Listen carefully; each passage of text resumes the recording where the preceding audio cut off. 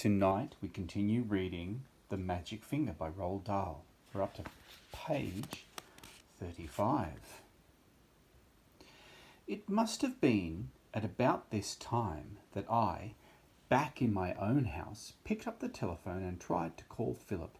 I wanted to see if the family was all right. "Hello," I said. "Quack," said a voice at the other end. "Who is it?" I asked. "Quack, quack." "Philip," I said, "is that you?" "Quack, quack, quack, quack, quack." "Oh, stop it," I said. Then there came a very funny noise. It was like a bird laughing. I put down the telephone quickly. "Oh, that magic finger," I cried. "What has it done to my friends?" Oops.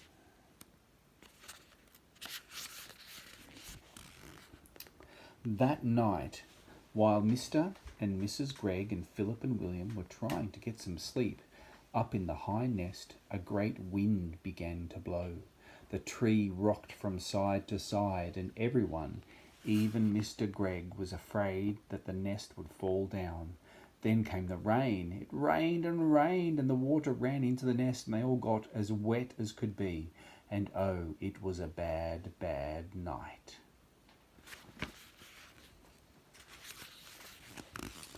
At last the morning came, and with it the warm sun. "Well," said Mr. Gregg, "thank goodness that's over. I never want to sleep in a nest again." She got up and looked over the side.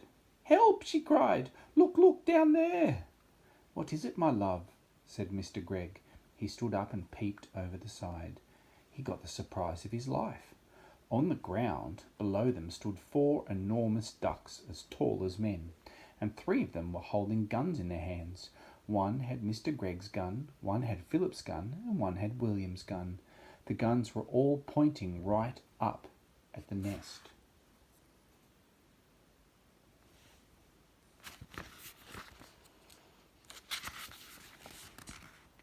"No, no, no," called out Mr. and Mrs. Gregg both together. "Don't shoot, please don't shoot."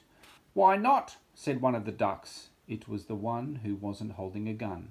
"You are always shooting at us." "Oh, but that's not the same," said Mr. Gregg. "We are allowed to shoot ducks." "Who allows you?" asked the duck. "We allow each other," said Mr. Gregg. "Very nice," said the duck, "and now we are going to allow each other to shoot you." I would have loved to have seen Mr. Gregg's face just then. "Oh, please," cried Mrs. Gregg, "my 2 little children are up here with us. You wouldn't shoot my children." "Yesterday you shot my children," said the duck. "You shot all 6 of my children."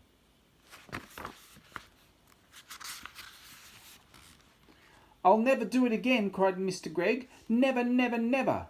"Do you really mean that?" asked the duck. "I do mean it, said Mr. Gregg. "I'll never shoot another duck as long as I live." "That is not good enough," said the duck. "What about deer?" "I'll do anything you say if you'll only put down those guns," cried Mr. Gregg. "I'll never shoot another duck or another deer or anything else again." "Will you give me your word on that?" said the duck. I will, said Mr. Gregg. "Will you throw away your guns?" asked the duck. "I will break them into tiny bits," said Mr. Gregg, "and never again need you be afraid of me or my family." "Very well," said the duck. "You may now come down. And by the way, may I congratulate you on the nest. For a first effort, it's pretty good." Mr. and Mrs. Gregg and Philip and William hopped out of the nest and flew down.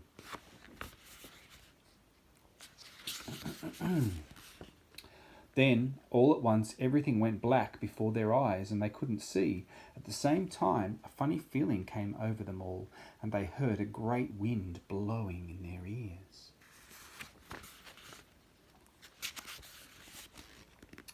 Then the black that was before their eyes turned to blue, to green, to red, and then to gold, and suddenly there they were, standing in the lovely light. Sunshine in their own garden. Standing in the lovely bright sunshine in their own garden, near their own house, and everything was back to normal once again.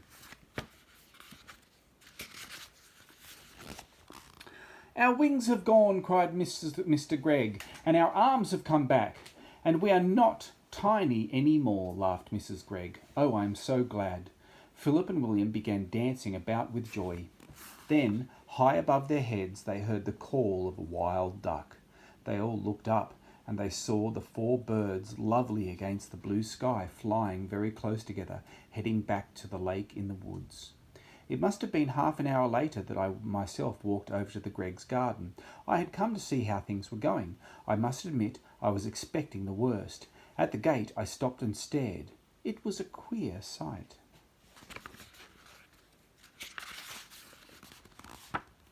In one corner, Mr. Gregg was smashing all 3 guns into tiny pieces with a huge hammer. In another corner, Mrs. Gregg was placing beautiful flowers upon 16 tiny mounds of soil, which I learned later were the graves of the ducks that had been shot the day before.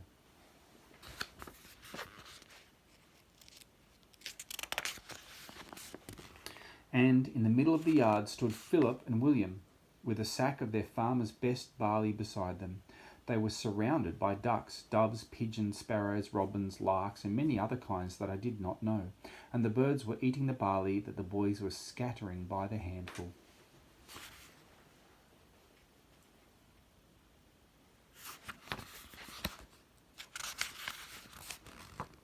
"Good morning, Mr. Gregg," I said.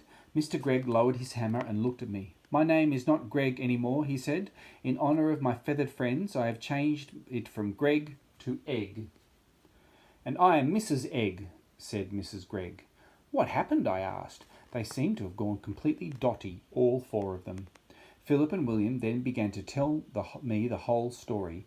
When they had finished, William said, "Look, there's the nest. Can you see it? Right up in the top of the tree. That's where we slept last night." "I built it all myself," Mr. Egg said proudly. "Every stick of it."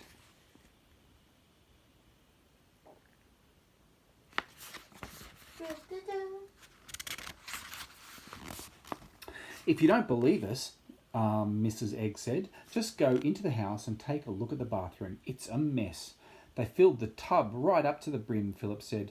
"They must have been swimming around in it all night, and feathers everywhere." "Ducks like water," Mr. Egg said. "I'm glad they just had a good time." Just then, from somewhere over by the lake, there came a loud bang. "Someone's shooting," I cried. "That'll be Jim Cooper," Mr. Egg said. "Him and his 3 boys. They're shooting mad, those Coopers are, the whole family." Suddenly I started to see red. Then I got very hot all over. Then the tip of my finger began tingling most terribly. I could feel the power building up and up inside me. I turned and started running towards the lake as fast as I could. "Hey!" shouted Mr. Egg. "What's up? Where are you going?" "To find the Coopers," I called back. "But why?" "You wait and see," I said. "They'll be nesting in the trees tonight. Every one of them." The end.